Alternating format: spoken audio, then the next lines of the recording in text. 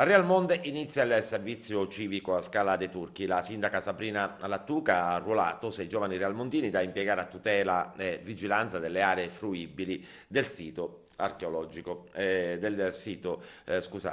Scala dei Turchi. I 6 operatori durante le ore mattutine e pomeridiane presideranno tutto il comprensorio segnalando alle autorità competenti eventuali situazioni di criticità. Ma ascoltiamo la prima cittadina di Real Monde, Sabrina Lattuca.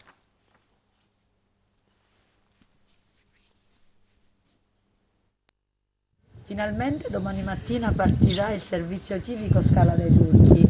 6 ragazzi ci aiuteranno a disciplinare e a contingentare l'ingresso nelle aree fruibili del comprensorio.